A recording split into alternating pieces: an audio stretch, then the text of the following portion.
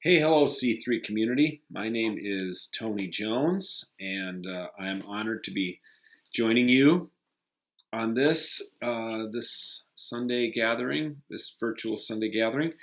I live in Edina, Minnesota. It's a suburb of Minneapolis, not unlike, uh, I think, not unlike Grand Rapids. Probably, I grew up here. When it was nice white center right um, suburb of Minneapolis.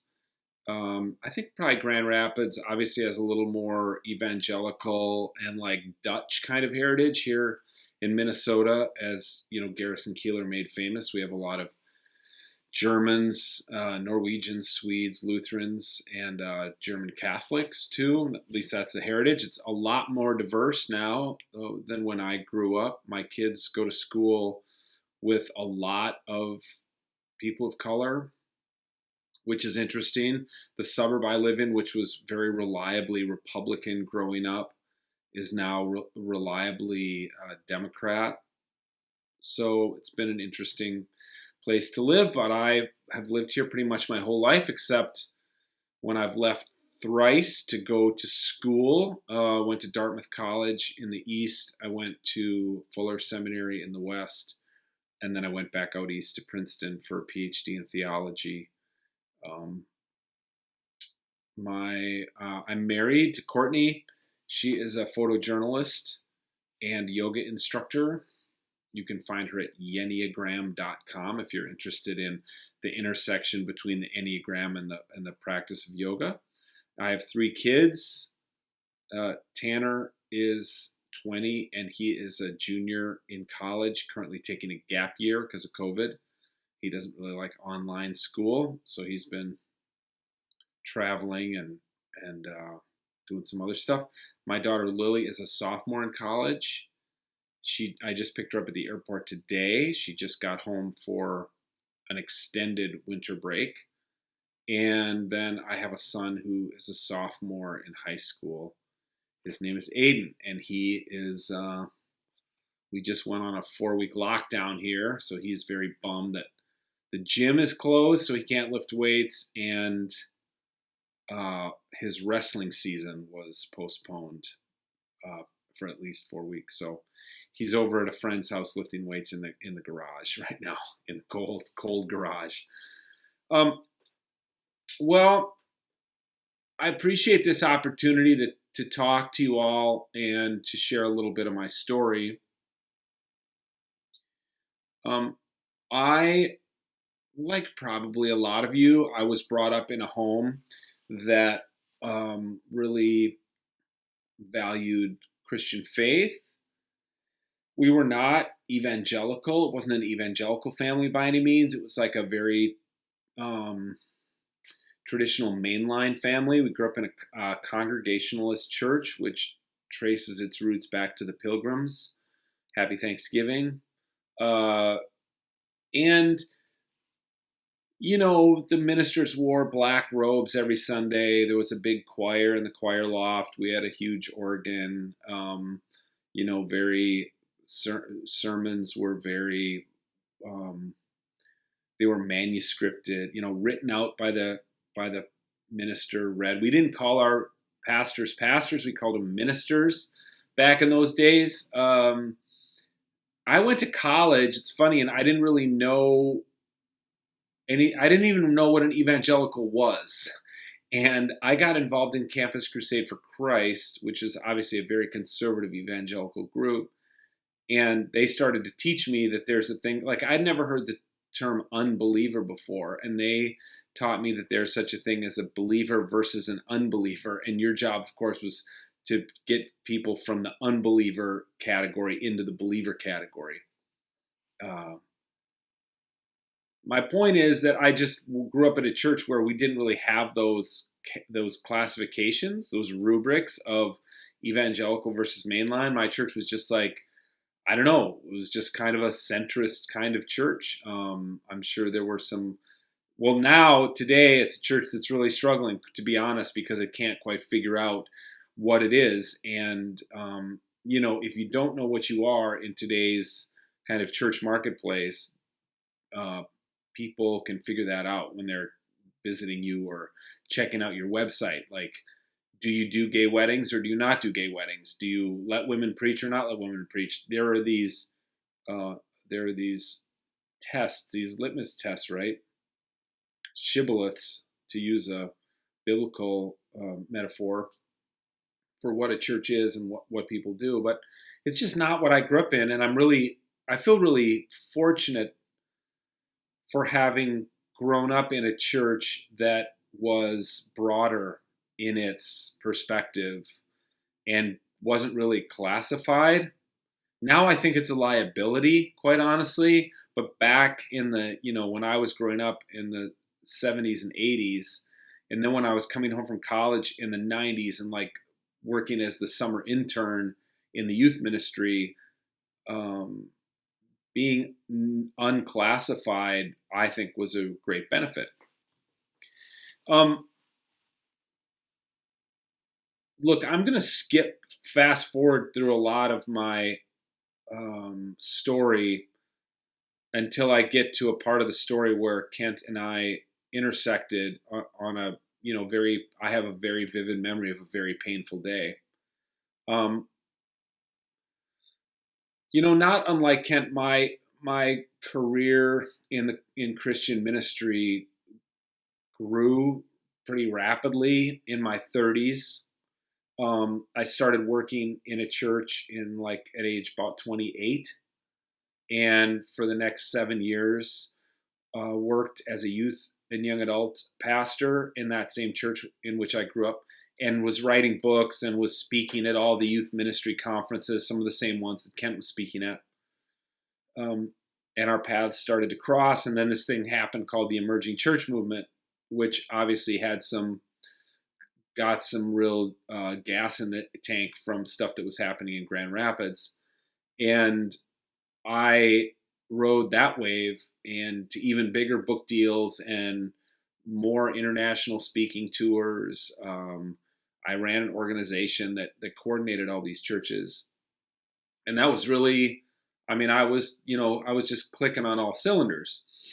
Things were going really, really well in my professional life. In my personal life, things were not going well. In my personal life, I was in a marriage that was extraordinarily destructive to me and was tearing away at who I was. I was reluctant to admit that to myself or others because I knew. I remember having a phone call with a friend of mine who's a very prominent Christian author and also a clergy person. And she was going through a divorce, and I was on the precipice of a divorce. And she said that, I think it was like 2 or 3 in the morning, I was in my parents' basement staying there because I couldn't stay at my house because of the conflict in our marriage. And she said, will our careers ever survive divorce?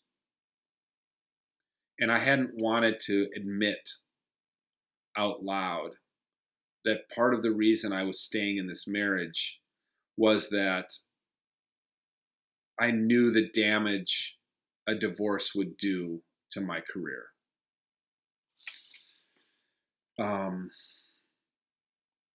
So I don't think I really answered her question. I think I probably said, oh, of course. There's no stigma around divorce. Divorce is fine. It's not a big deal anymore.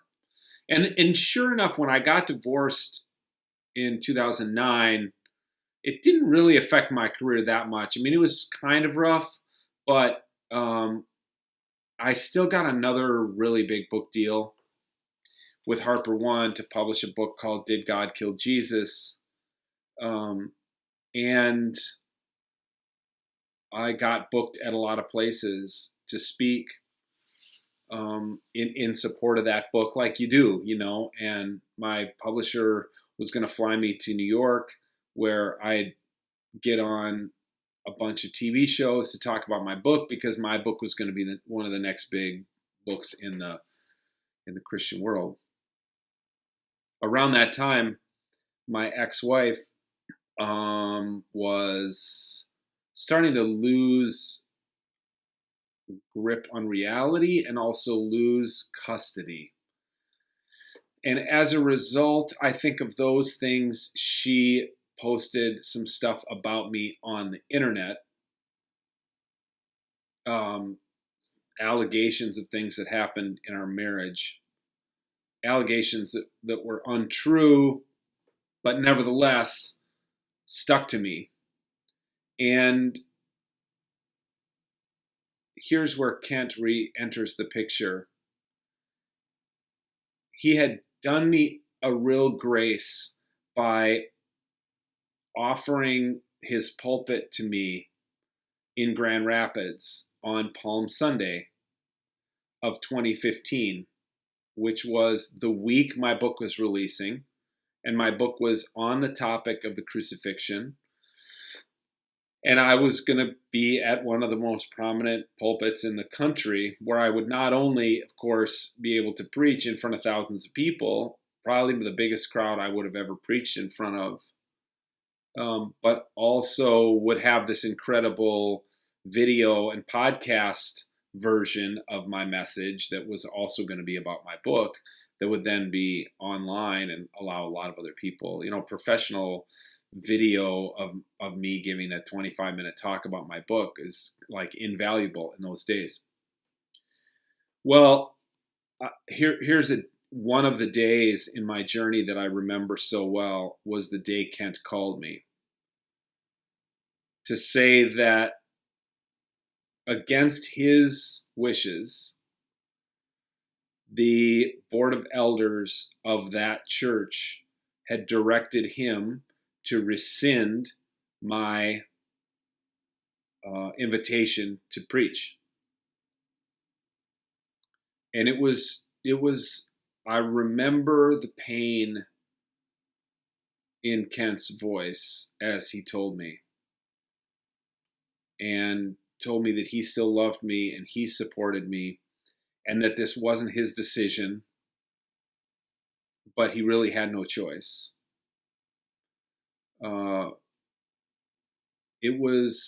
I remember hanging up from the phone call and just being heartbroken. It's one of those times, I bet a lot of you have had it times in your life when you can just feel the collapse. The collapse is happening.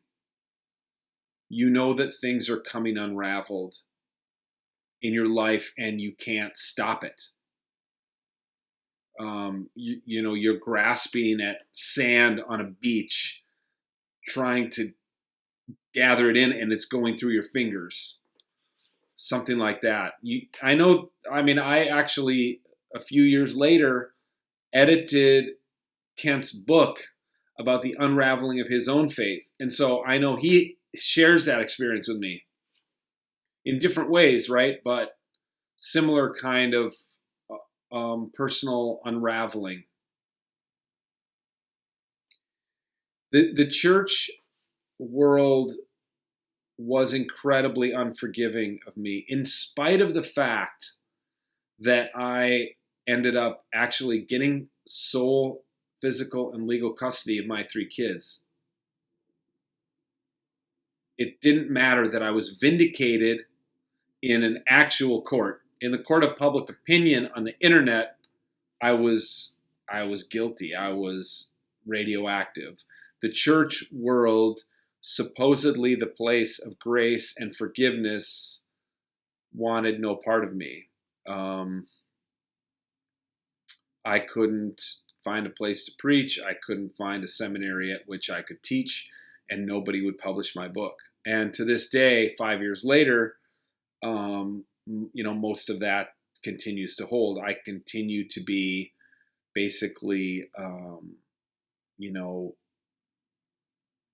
persona non grata in most of the church. So I had to rethink who I was and what I was going to do. You know, if we were at a more traditional Christian church on this day, it's the first Sunday of Advent.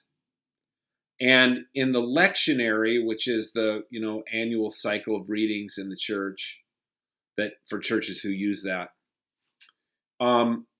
the first Sunday of Advent is always an apocalyptic passage. It's interesting because you don't often think of Advent and leading up to Christmas as, a time you're going to read Apocalypse. But sure enough, in the 3-year cycle of the lectionary, that's part of it. The first Sunday is always Apocalypse. And this very day, begins year A of the lectionary cycle, which is the year of Mark. And this is the opening passage of that Advent 1, year A. It's from Mark 13.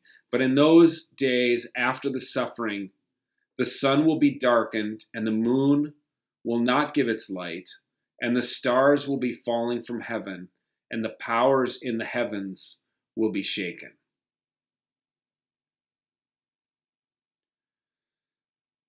Mark begins by quoting an old prophecy of terrible things happening, and the whole passage goes on from there. Jesus talking about no one knowing when the day or hour will arrive when the Son of Man will return, that heaven and earth will pass away, but his words will never pass away. I think there's something really brilliant and oddly or oxymoronically comforting about Apocalypse. I've always been intrigued by the apocalyptic passages of the Old and New Testaments and of non-Christian literature as well. Because what it reminds me of is that people have been afraid of what might happen for millennia. It's just a common thread throughout human experience and human literature that there's a fear that something terrible might be around the corner, something that this is the thing about Apocalypse. You don't really have any control over it. Whether it's in the Christian tradition or other traditions, apocalyptic warnings aren't like we need to do something or this is going to happen. Like we can avert this apocalypse if we are more faithful or if we do the right things or care for one another. No, apocalypse is always inevitable. It's going to come. We have no control over it. It's more about being ready for it and not being surprised by it. Like, here's the message. We're going to be the people who aren't surprised when things go bad because we know it's part of the deal.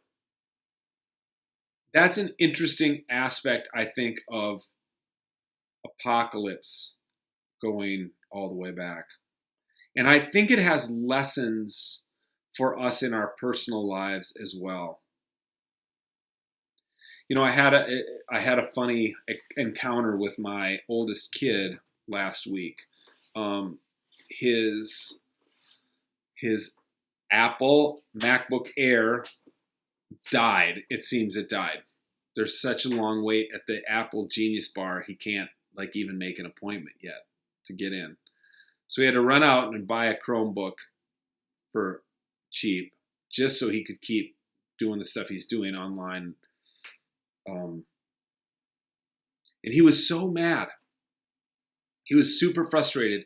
He's like, Dad, this MacBook is only 2 years old and it shouldn't, he's like, I just get so frustrated when things don't work. And I said, Tanner, man, this is the story of life. Like, stuff breaks all the time. I mean, I'm constantly fixing your car. I'm telling you, like, everybody who owns a home knows at some point your AC is going to go out or your furnace is going to go out and you're going to have like a $4,000 repair bill. It's part of adult life is that stuff that we rely on breaks, and how we respond to it, the equanimity with which we respond to strife in our lives is really what it's all about. So how are you going to respond to something as little as like your computer died, which when you're 20 and you're a college student, it just seems like it's the most important tool that you have and that you use every day. And I said, you need to learn some equanimity in the face of strife and struggle. When I was pushed out of the church, I went into the woods. I'd been somewhat interested in hunting and outdoorsy kind of activities and been kind of an outdoorsy person while I was a pastor and a Christian author and speaker. But when all that stuff came to an end, I found myself, first of all, I learned something that I had never done before. In my 40s, I learned to pay attention to the things that brought me joy and then to follow those paths, which I really got to say, prior to that, I had not paid very close attention to my internal self, even though I was a pastor and writing books on Christian ministry and prayer and stuff. So I was starting to pay attention to the things that brought me joy in those moments of strife and loneliness. And what I found myself wanting to do was to get back outside and go hunting and fishing and canoeing in the boundary waters, etc. But primarily hunting, and then a bunch of other outdoorsy type of activities that surround that one. So I've spent a lot of time thinking about hunting and why I love it so much. I hunted this morning. I went pheasant hunting this morning before I'm recording this. I'm going, when this video sermon airs, I will be in South Dakota pheasant hunting with with my son and a couple buddies. My freezer is full of venison. I shot 2 large deer 2 weeks ago, processed them all, did all the butchery myself. There's a lot that I've learned from hunting. Here's a couple lessons. One is that adversity is baked into the cake of hunting as an activity. A friend of mine on my podcast called the Reverend Hunter Podcast recently said to me, a leopard is successful only about 30% of the time when hunting. I don't think we should be any better than a leopard. He and I were talking about different ways that people hunt and what's considered success in hunting. If you watch hunting TV shows, success is always bagging a big buck or whatever, but that's not legit hunting. That's not what hunting's like. His point is, I shouldn't be any more successful than a leopard. The predator-prey relationship is in balance when the predator is successful about 30% of the time, and about 70% of the time the prey escapes. And that happens a lot. That happens a lot when you're duck hunting, pheasant hunting, grouse hunting, deer hunting, elk hunting. You miss. Animals escape. And so adversity is built into it. And I just think, other than like being a batter in the MLB, who it's a success if you bat 300 in a season. What other than hunting and batting and major league hitting it would be considered a success to be to get 30% of the time what you're doing, you get what you want. We have done in modern life a lot of work at excising failure from our lives. We have a lot of success. Every time you get in your car and turn the key, it starts. It's funny, I tell my kids now all the time, like, when I was a kid, people got flat tires all the time. Or their cars, remember, there were just cars broken down by the side of the road with their hoods up. You never see that now. Like, nobody gets a flat tire. It's rare. It's rare you see a car broken down by the side of the road. Things just work. It's what we've done in modern society. Things just work. Hunting for me brings me back into a more primitive predator-prey relationship, that where success is not guaranteed. When you climb up in a deer stand, you don't know. You could sit there all day and the next day and the next day and never see a deer. You could step into a field of switchgrass in South Dakota with your dog and walk for 4 hours and never see a pheasant. Or you could see pheasants and they fly away and you can't get a shot at them. It's just baked into the cake. And then here's a second thing that I've learned from hunting. Hunting has brought me more in contact with death. And death, like these apocalyptic passages remind us, is inevitable. Whether it's for our whole culture or just for you personally or just for me. The cock will crow and that will be the end. Darkness will descend on your own eyes and on my eyes. One of the deer I shot last week, 2 weeks ago, the first shot was not a kill shot. And I knew it, but it was enough to put the deer down on the ground, but the deer was alive. And I had to walk up and I had to fire another bullet into that deer to end its life. And it's not enjoyable. It's not easy. It's probably making some of you who don't like hunting that much queasy even to think about. And I get that. I don't enjoy that aspect of it.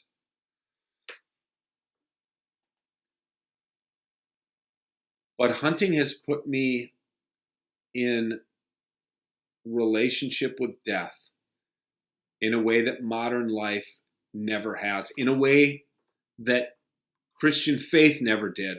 If I ever heard a sermon about death, it was so full of trite euphemisms that I don't even remember it. I remember every deer that has died in front of me. I remember many of the pheasants and ducks that have died at my hand. And every time my family sits down to eat a meal using the meat of these animals that I've harvested, we have a conversation about that. We express our gratitude to those animals. And we also know that predators are stalking us, just like we stalk, and because we eat meat, we are implicated in the death of animals. We also know that predators are stalking us. COVID-19 or Alzheimer's or cancer or a car accident. There's all sorts of ways that death is stalking us and will eventually defeat us. It's inevitable. And I have become so much more sanguine about death as a result of hunting that it has enriched my life and my daily existence in ways that the Christian church and ministry never did. So I've suffered some pain and some loss, but I've done what I can to explore new avenues of life and fulfillment and joy. I've met new friends. Most of them are Second Amendment Republican conservatives, and they're the guys I hunt with, and we have a beer at the end of the hunt, and we rib each other a bit about our political differences. But you know what? When we're out in the field together, we are brothers. We are comrades, and I love it. I wouldn't exchange it for 1,000 churches. So that's a little bit of my story. Again, I really appreciate being able to spend some time with you virtually.